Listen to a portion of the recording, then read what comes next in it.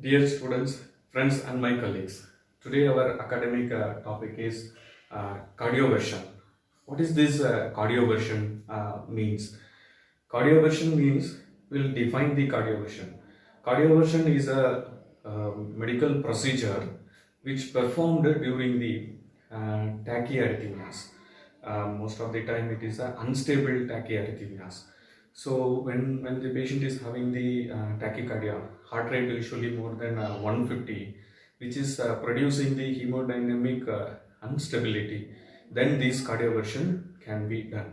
So when we define the cardioversion, it is a medical procedure performed during the tachyarrhythmias, which is producing hemodynamic instability, usually the heart rate more than 150. Right. So what are the types of cardioversions available?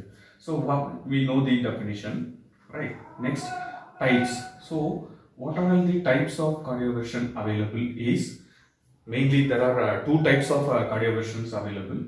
One is chemical cardioversion, another one is electrical cardioversion.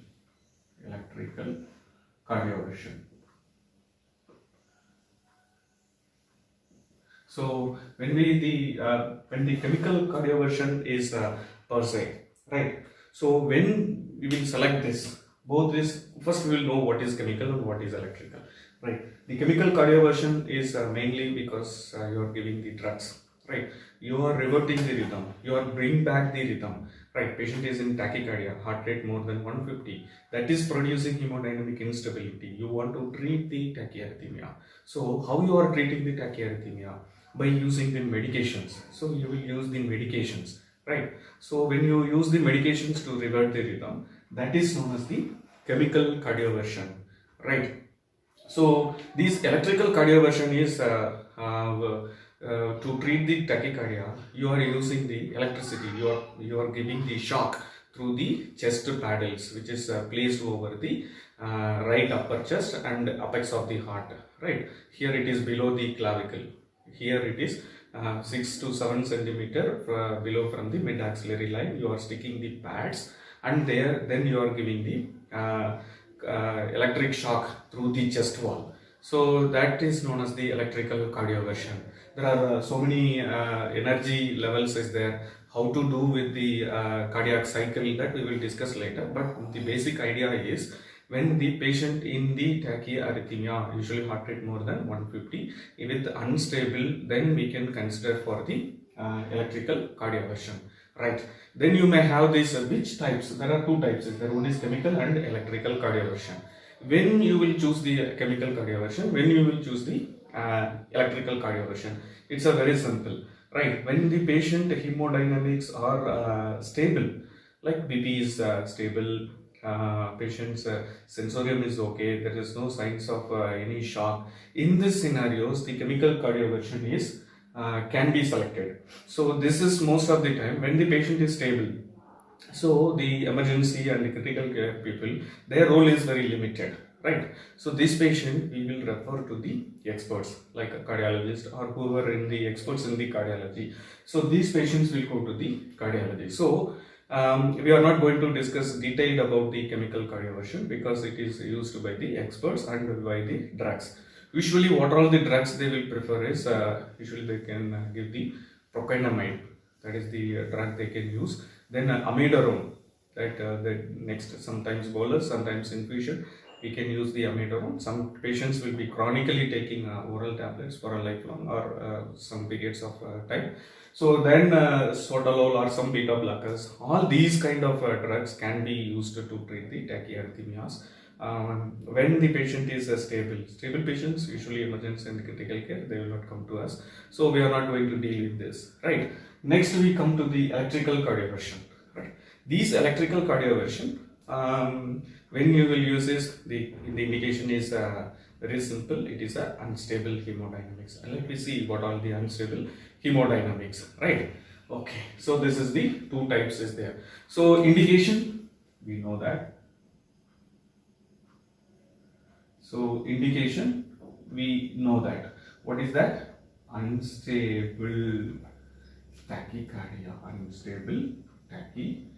tachycardia or tachyarrhythmia, it must be unstable.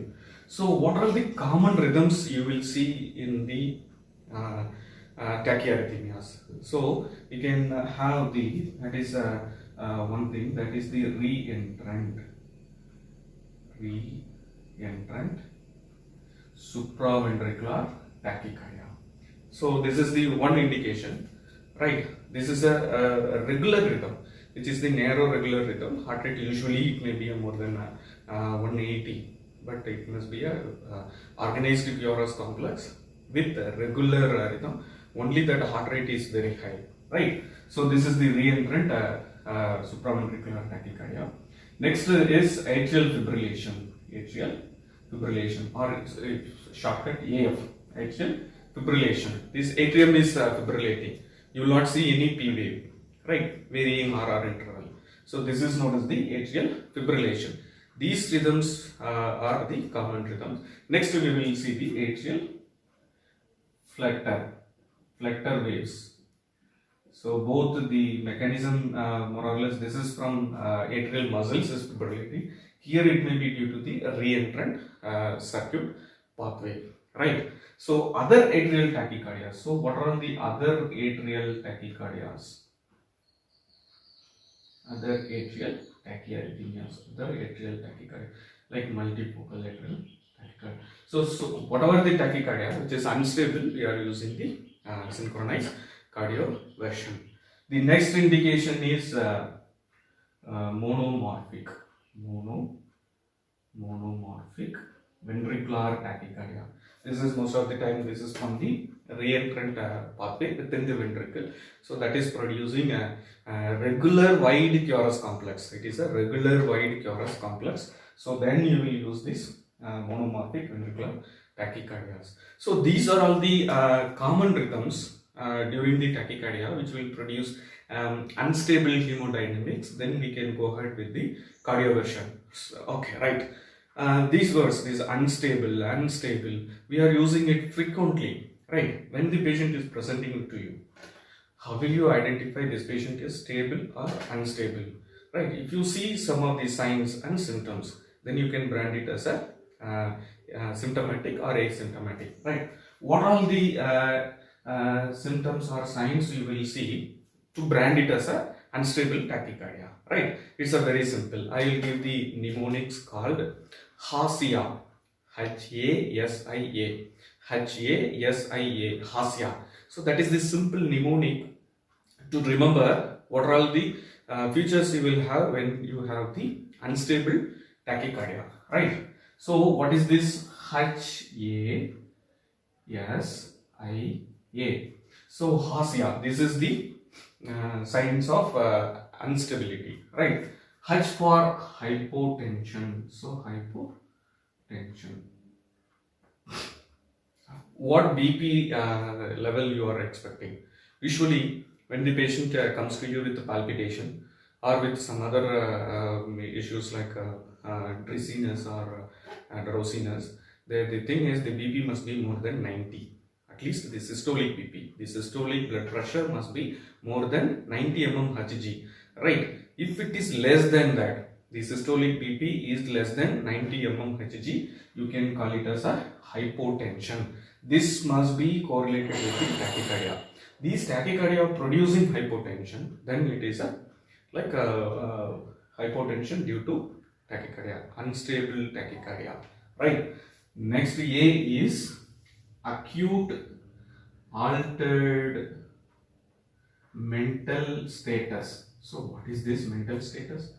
The mental status is like the patient will have dizziness. They may have some dizziness. Sometimes they will be drowsy. The patient will be sleeping. You thought that it is a sleeping. But during the tachycardia, what is the mechanism is, once the heart rate is increased, right? Heart is a muscular organ, it will pump the blood. So it is pumping nicely. You have to give the time to relax the heart. Once the heart is relaxing, the heart is filled with the blood.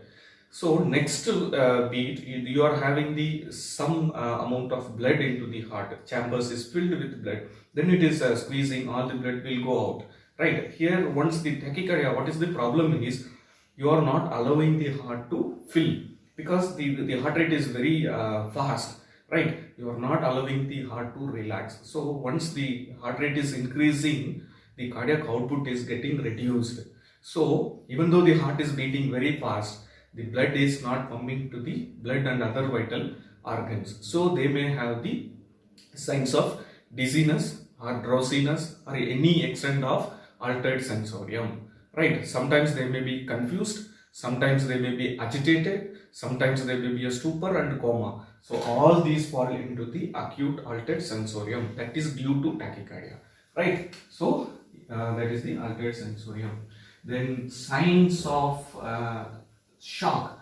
So how to identify these signs of shock? Maybe the systolic BP more than 90, right? So still the patient may have the shock. What is this shock? Shock is the state where the blood is not perfusing to the vital organs or other organs. Easily, clinically, when you see the patient, you can find it out by touching the limbs, right? Cold, clammy extremities. Cold, clammy extremities. Sometimes they may have the excessive sweating.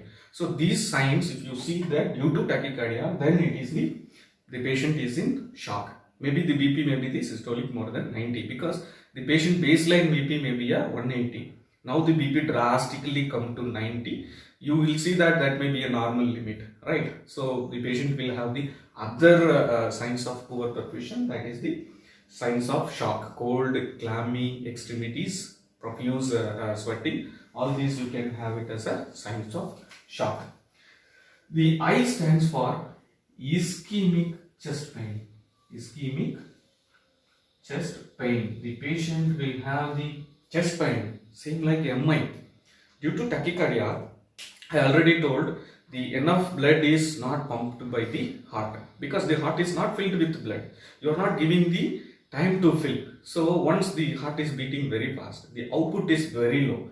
It is very low to the brain, you will have the altered sensorium. It is very low to the coronary arteries. The heart itself is not getting proper blood supply, right? So that situation, they will go for a ischemic chest pain. The heart is working hard with less amount of blood, less amount of nutrition, less amount of oxygen. So they will go for a ischemic status. So the patient may feel with the ischemic chest pain. So that is the one sign. Next sign is acute heart failure. What is this acute heart failure? Acute heart failure means, again it is the same story, right? The heart is not pumping properly, but the venous return is good. So where this blood will go, it goes to the lungs, right? So the patient may present with the pulmonary edema. So that is one sign of instability, right? When the patient is present to you with any one of these symptoms, now it is not mandatory that all these symptoms must be there. Sometimes all these symptoms you will see, some of these symptoms you will see, otherwise you will see only one, right? If you see any one of these hasia, right, then you should brand it as a unstable tachycardia. This patient is the subject for the electrical cardioversion. So these patients, any patients with these rhythms, because of these rhythms, the patient is producing these symptoms, then these subject are a person for the electrical cardioversion. This we have to perform, right? Now we know that all these rhythms. How much energy I should give, because the defibrillation, when you see our previous video, we discussed the defibrillation, right? There is a energy level is there. This rhythm we have to give this much energy. So when you consider these tachyarrhythmias, so what energy level you have to select with these rhythms? Let us see.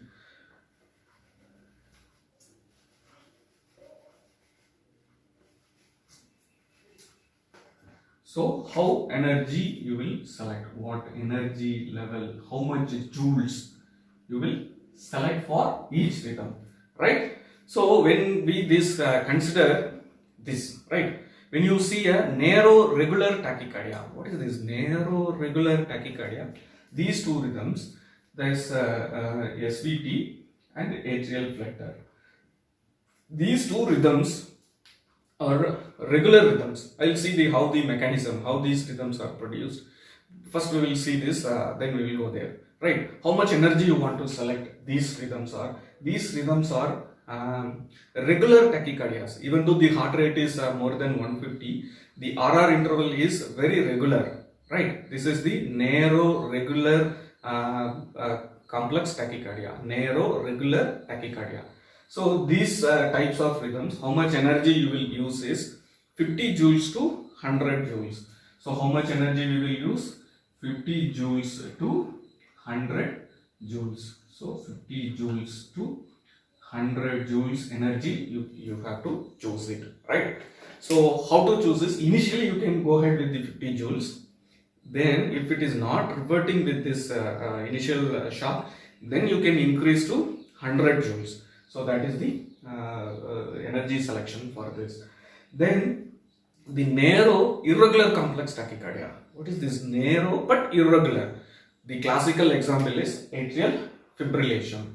So in this atrial fibrillation, how much energy we have to select is 120 to 200 joules, right? So whatever things I am discussing is with the biphasic equipment. It's not with the monophasic. Monophasic we have to select with higher energies, because in the recent days all the hospitals, most of the hospitals, even with the rural hospitals, they replaced the defibrillator from monophasic to biphasic. So this is the energy selection with the biphasic defibrillator. So AF around 120 to 200 joules you have to select it. So this also depends upon the whether it is a narrow regular or narrow irregular you are selecting. If it is a narrow, then you are selecting this. If it is a irregular, then you are selecting this. So this depends upon what rhythm you are facing. Now come to here, it is the monophasic ventricular tachycardia. The monophasic ventricular tachycardia, usually it is like a regular wide. It is a regular, if you see that, it is a regular, but it is a wide QRS complex. So here you will select from the 100 to 200 joules. Initially start with 100 joules, then increment to the 200 joules, depends upon the response. So this how we will select the energy for the cardioversion, right? So now we discussed, right? I hope that you all know about the basics of ECG. Now I want to share with you what is the mechanism of this arrhythmia formation. So you need some causes, because you treated the patient very well, because this you did a cardioversion, the patient reverted back to the normal rhythm, right? So if you not known the original or root cause for the arrhythmia, again the patient will go for another arrhythmia, right? Another arrhythmic episode, or lifelong they will have the problems. So how to identify? To know that, you should know how these arrhythmias are forming, right? We will see that one by one.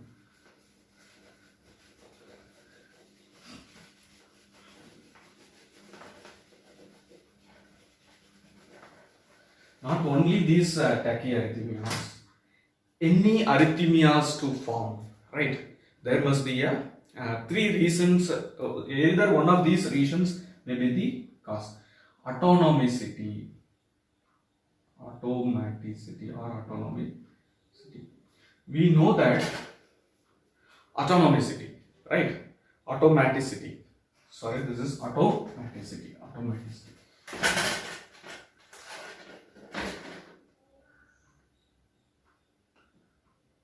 Automaticity. Right? We all know that properties of heart. What is automaticity? Automaticity is the property, right? Each and every muscles of the heart is able to produce its own beats or own impulses. That is known as automaticity. When you increase this automaticity from the normal or from the baseline, that may produce the arrhythmias.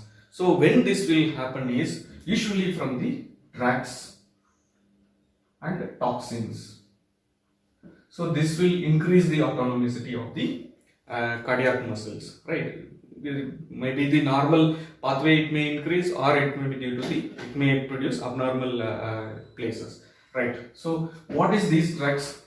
Drugs means, right, you are increasing the automaticity. Classical example is epinephrine, then norepinephrine, then dopamine, all these kind of drugs which will increase the automaticity, right? If the heart is vulnerable for the arrhythmia, for example, small scar is there, on top of that you are infusing these drugs because of some other indications, then these patients may go for a arrhythmia.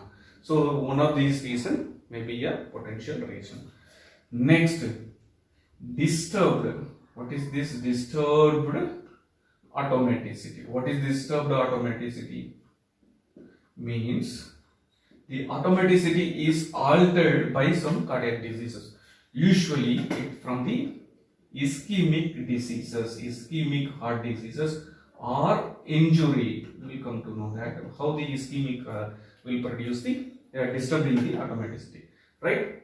So what is this ischemia? Is the heart muscle is not getting proper nutrition and oxygen, so that is condition is known as the ischemia. Various level of ischemia is there: injury, ischemia, infarction, necrosis. In this ischemia, whatever the level, so once the heart is a hollow organ which is supplied by 3 major blood vessels, right? So if any one blood vessel is blocked, that area is, the territory of that area is not getting proper blood supply, right? So that area is not getting blood supply. The nearby adjacent areas are working normally, right? But when you consider this electricity, it is coming from the SA node, AV node, which is supplying to the all parts of the body, including this ischemic area, right? So the nearby adjacent muscle will respond properly, right? It will, once it is receiving the impulses, it will start to contract. Then it slowly go for a relaxation. But these ischemic muscles, ischemic area, ischemic cell will not cope up with the impulses. So that may cause, electrically it will deviate from the normal pattern of contraction and relaxation. It may go alter. So that time this may trigger the ischemic injury. For example, I'll tell that you all see that army march with their band. They will go for an army march, right? You see that 100 people are going 10 into 10 rows. They are you see their movements. Everything will be a uniformed movement, right? Left, right. They will go as a uniform movement. Any one shoulder in the between, any one person in between that got injured, right? Will they produce any uniform movement, right? So that one patient will act fast or act slow or deviate from the normal movements. If you see that battalion movement will be totally distorted, right? That is known as arrhythmia, right? Same kind of way the ischemic muscles may produce either excitability or which may be decreased excitability, that may produce arrhythmia. Depends upon the thing. It will act as a scar, or it may act as a source of impulse, or it will not respond properly. That kind of situation, this is the reason. So what arrhythmias it will produce is usually ischemic, which will produce ventricular tachycardia. It is usually ventricle muscles is the largest portions of the heart. It may go for a ischemia easily because all the vessels is ending with the ventricle. So any vessels is getting blocked, and these ventricle is the portion which will go for a ischemia. So that may produce the VT. Sometimes VT with pulse rhythm, that may produce unstable tachycardia. Right. Next, the injury to the cardiac muscles. Injury may be, I am telling this one example, like atrial cells, right? We know the right and left atria. Due to the valvular lesions, the atrial pressure is getting increased because atrium should contract to push the blood to the ventricles, right? Here the valve is very tight, right? Stenotic valve. So the blood is not pumping into the ventricles. So the atrium is getting enlarging. So that is, you should consider as a stretch or injury, right? It may happen with some lung diseases, like you see the chronic obstructive lung diseases and other pulmonary artery hypertensive diseases may cause atrial enlargement, right?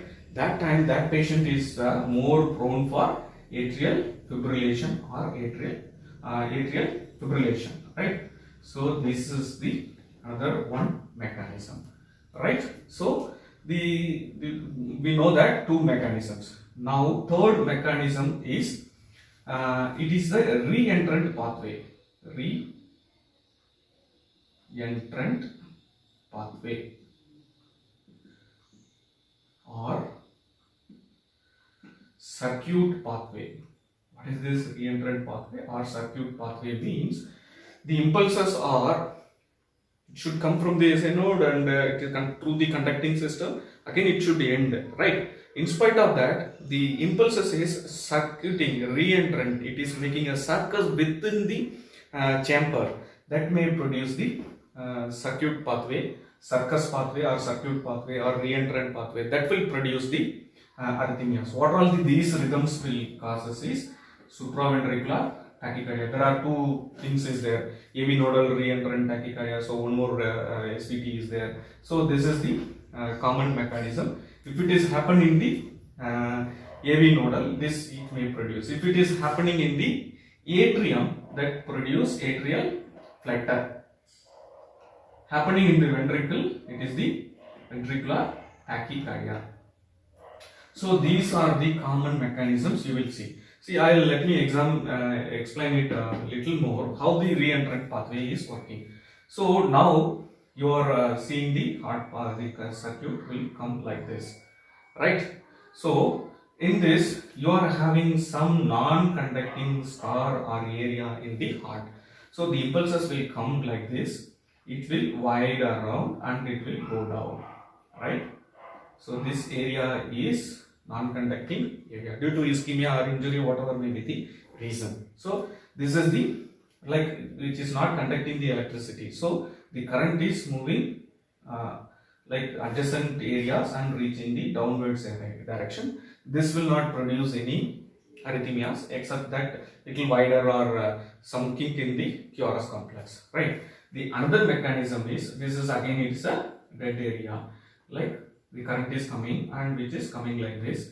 This area of the muscles, excitability of the muscles is very low, so which is giving a little speed break to these impulses. But these impulses coming down, what these impulses will do is, still these muscles are not excited, right? So the impulses will move here like this.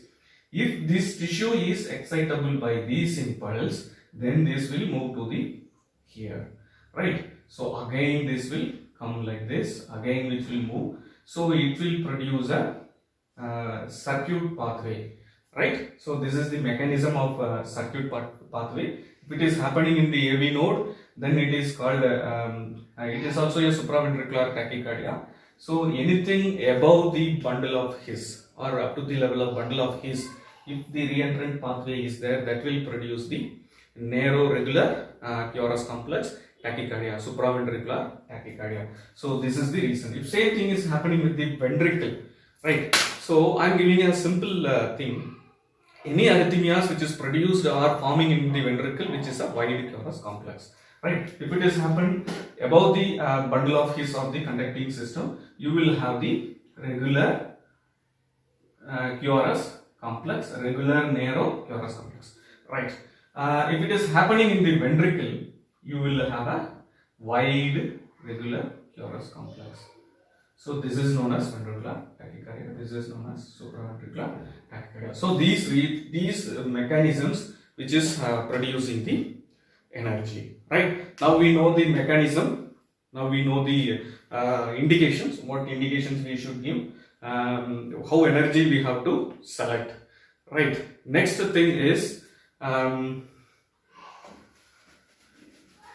these cardioversion or electrical cardioversion, which is otherwise known as synchronized cardioversion. Let me explain what is this synchronized cardioversion. Now we know that you can do with the chemical, you can do with the electrical. The electrical cardioversion, otherwise known as synchronized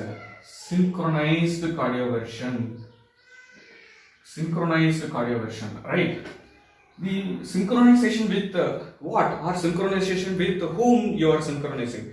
Synchronization, the meaning is going along with that. So that is the meaning of synchronization, right? The synchronization is the shock delivery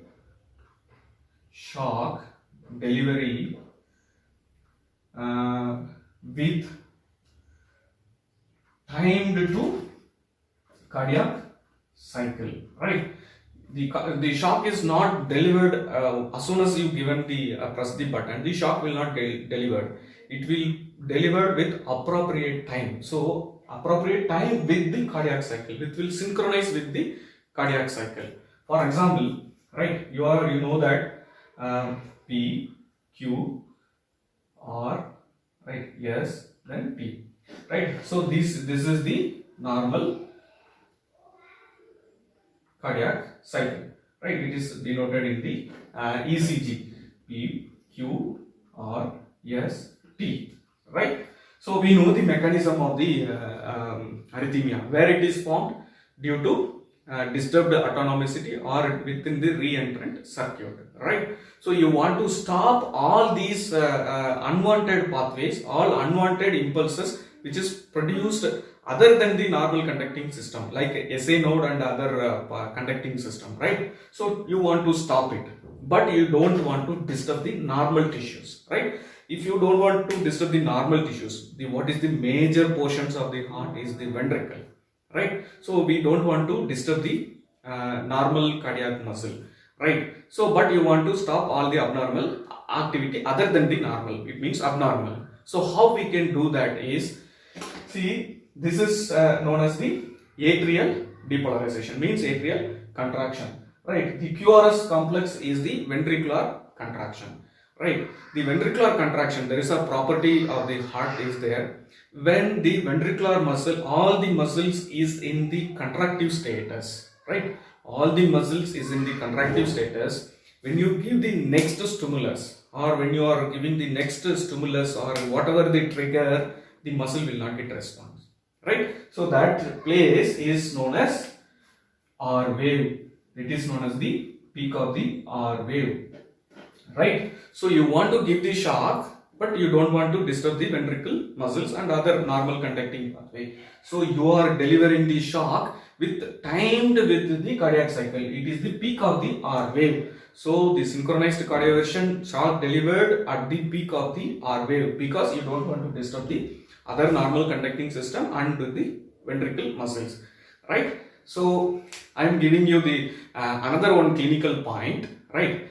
If you stimulate at the one point of the cardiac cycle, you can trigger the arrhythmia. We can trigger the arrhythmia. At what level of the cardiac cycle is? So what is the peak of the T wave? Peak of the T wave is the relaxation of the ventricle, right? The ventricles is getting relaxed, right? So peak of the T wave is, you see that some of the muscles are relaxed, some of the muscles are relaxing, some of the muscles are not relaxed, not yet started its relaxation. So in the state of like some fibers relaxed, some fibers are relaxing, some fibers are still in the contractive status. So if you disturb the heart in this point, right, at the peak of the T wave, it may go for a VT or it may go for a VF.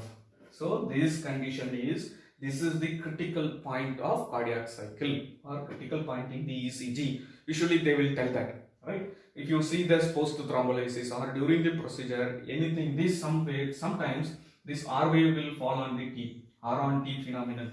If you see that, that patient will go for arrhythmia, right? So that is the reason.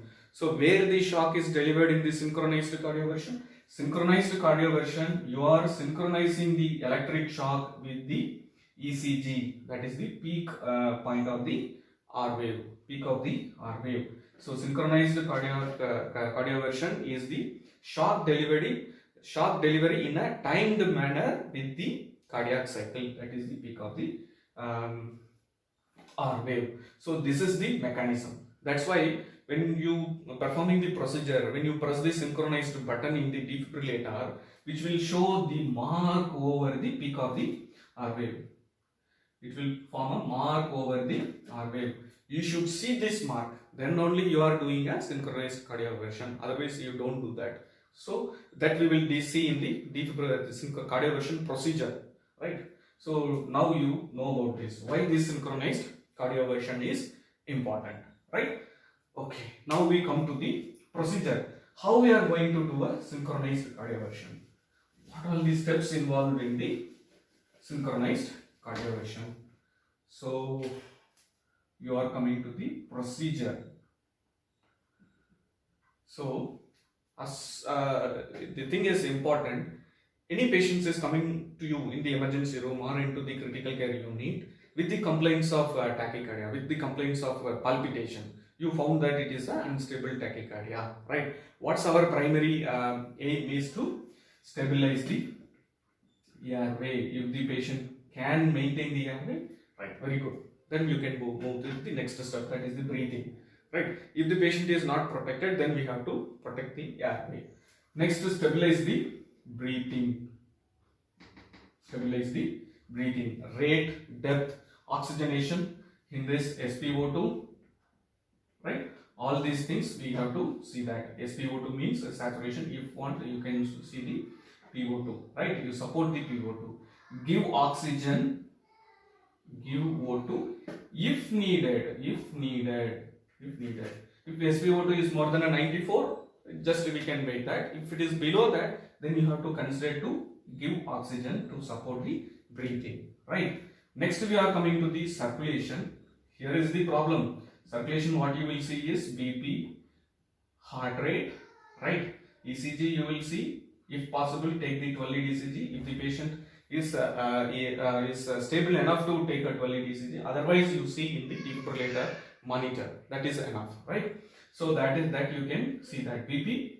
It is an unstable tachycardia. You will have the BP less than 90 systolic, right? Then heart rate. So all these things we have to see it, right? ECG. Right. Now you come to the procedure. Now we are going to for the, once ABC is stabilized, then you are moving for the procedure. Before going to procedure, we have to consider some of the things, because still the patient is conscious. Even though he is an unstable hemodynamic, but still the patient is conscious enough to recognize what is the things is going on. You want to give a shock, right? It's a less, it is, though it is a smaller energy, it is a shock. He may go for a arrest, or he may go for a arrest rhythms like VFVT. He may go for a arrest. That conditions, it is very difficult to manage the situation with the relatives, and to ethically it is to manage with the legal problems. So 3 C's we have to consider. What is this 3 C's? 3 C's we have to consider. Concerned. C for consent. The first C is the consent. Get the consent from the patient. If the patient is conscious, able to make a decision, explain this procedure to the patient and get the signature from the patient and from the relatives, close relatives. So consent is very important when you, before doing a cardioversion, right? Next C is crash cart, right? If you have the crash cart or some team with you, right, once the patient is going for arrest or any untoward event, you need a help, right? You want to intubate that patient. If you are not able to do that, then you will be in the problem. You are not able to make the patient ventilation, then it is a problem. So make the team and the equipment is ready. That is known as the crash cart. Crash cart means it is not that only the truck trolley. It means which including the persons, skilled persons near with you, right? So that is crash cart. Another thing is consider sedation. Sedation is important according to your institution policy. Still the patient is conscious, right? He is having tachycardia even though he is a conscious patient. Don't deliver the shock in a conscious patient. So we have to give some sedative drugs. That depends upon your institution policy. Then you select the energy. This procedure, how to do a synchronized cardioversion in a clinical setting, we will see in the next video. I hope that you all enjoyed this video. Let us summarize, right? What are all the things we discussed today? Right? Now we know that definition of cardioversion. What is this the definition? Definition of cardioversion is it is to restores or it is to regain the normal cardiac rhythm, right, when the patient is in the tachyarrhythmias, right, tachyarrhythmias. There are two types of is there. One is chemical, another one is electrical. Chemical is by medication, electrical by our equipment, right. So when you will give indication, it is easy unstable tachycardia. I told that. So reentrant supraventricular tachycardia, atrial fibrillation, atrial flutter, monomorphic ventricular tachycardia, other atrial tachycardias. So that is the indication.